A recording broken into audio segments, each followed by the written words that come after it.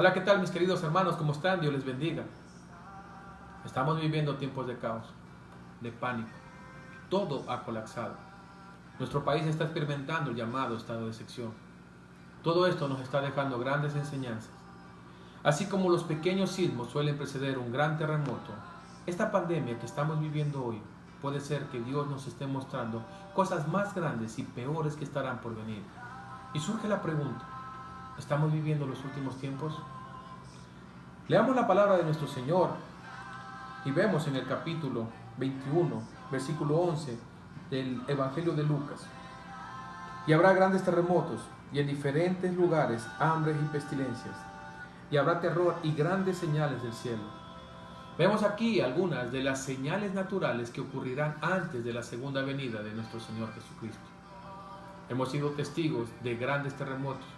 Recordamos con mucha tristeza el que vivimos en nuestro país el 16 de abril del 2016, con magnitud de 7,8 dejó muerte y destrucción.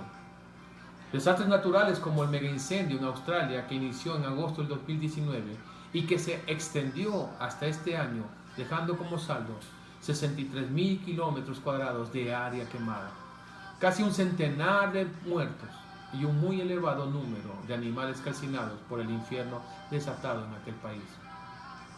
En los Estados Unidos de Norteamérica han vivido 5 de los más costosos y destructores huracanes en la historia de ese país, entre 1991 y 2004, dejando muerte y caos. Y en los últimos años el conocido huracán Sandy, al que algunos han llamado la tormenta perfecta, que ha dejado grandes daños. Todos estos acontecimientos podrían ser una señal de los últimos tiempos, y me recuerda algo que dice la palabra del Señor en Mateo 24:8. Y todo esto será principios de dolores. ¿Y qué decir de la inmoralidad que vivimos en nuestro mundo? Vemos a diario el creciente número de inmoralidad en la sociedad de estos tiempos. Todo esto es un síntoma de la rebelión del ser humano contra Dios. Los grupos que buscan despenalizar el aborto, legalizar el matrimonio entre personas del mismo sexo, legalizar el consumo de drogas, el abuso a menores, son las pruebas del cumplimiento no escrito en 2 Timoteo 3:13. Veamos lo que dice 2 Timoteo 3:13.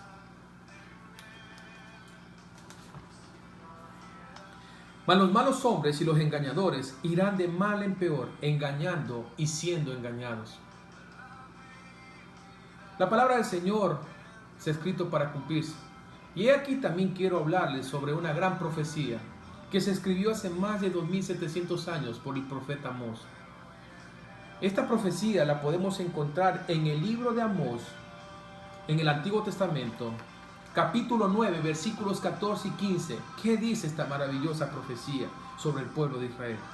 Y traeré del cautiverio a mi pueblo Israel, y edificarán ellos las ciudades asoladas, y las habitarán, plantarán viñas y beberán el vino de ellas, y harán huertos y comerán el fruto de ellos, pues los plantaré sobre su tierra, y nunca más serán arrancados de su tierra que yo les di. He dicho, Jehová Dios tuyo. ¡Qué maravillosa profecía! Esta profecía se cumplió el 14 de mayo de 1948, la restauración de Israel a su tierra, indicando desde ese momento exacto que las cosas iban encajando para el final de los tiempos. Jerusalén es el centro de la geopolítica y sobre esta nación se han levantado muchas naciones enemigas. Pero deben recordar algo: Israel es el pueblo escogido de Dios. Y a esta nación, que es bendita, solo puede decir mi boca: bendita Israel. Estas son algunas de las señales que hemos y estamos viviendo hacia el fin de los tiempos. Dios nos ha dado estas profecías para que, siendo testigos del fiel cumplimiento, reconozcamos nuestro pecado y no perezcamos. Dios nos dará advertencia antes de derramar su ira. Veamos lo que dice 2 de Pedro, capítulo 3, versículo 9.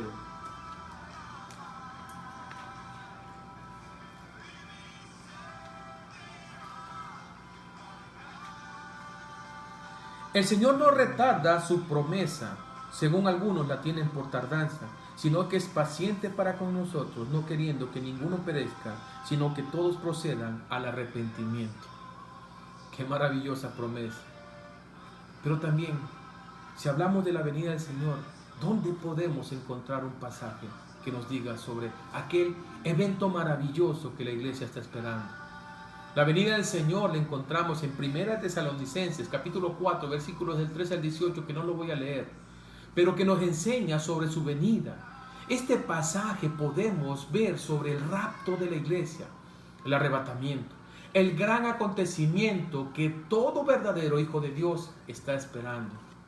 Pero también dirán, ¿y qué pasará con aquellos que no son hijos de Dios? Para ellos será ese día que experimentarán la ira de Dios. Amados hermanos, no desperdiciemos el tiempo. Dios nos ha dado a su Hijo unigénito. Juan 3:16 dice que de tal manera amó Dios al mundo que nos ha dado a su Hijo unigénito, para que todo aquel que en Él crea no se pierda, mas tenga vida eterna. Pero también debemos tener en cuenta que Juan 3:36 dice, el que cree en el Hijo tiene vida eterna, pero el que se rehúsa a creer en el Hijo no verá la vida, sino que la ira de Dios estará sobre él. Aquellos que no aceptan a Jesucristo como su Señor y su Salvador, vivirán la ira de Dios. La buena noticia es que estamos a tiempo para alcanzar la salvación. Todo lo que se requiere es aceptar por fe el regalo gratuito de la salvación que Dios nos da. Hoy no hay nada que usted pueda hacer para ganar la gracia. No hay nada que usted pueda hacer para ganar la entrada al cielo. Efesios 2:8-9 dice que por gracia somos salvos, y es por medio de la fe. El Señor Jesús ha pagado el precio por usted. Y leamos lo que dice Romanos 3:24, mis queridos hermanos. Romanos 3:24. La palabra del Señor dice así: siendo justificados gratuitamente por su gracia mediante la redención que es en Cristo Jesús.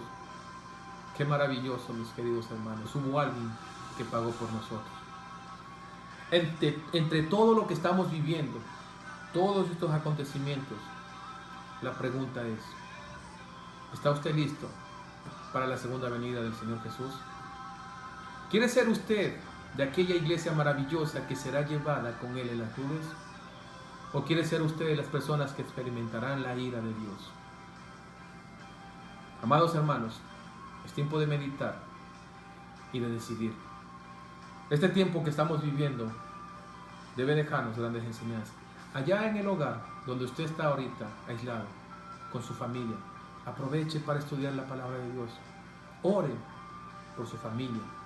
Ore por aquellos doctores, por aquellas enfermeras, por aquellos guardias, por aquellas personas que están trabajando de cerca con esta pandemia. El amor de Dios es maravilloso y no quiere que nadie perezca, sino que aquel día grande quiere que nosotros marchemos con Él, allá en las nubes, para estar con Él eternamente.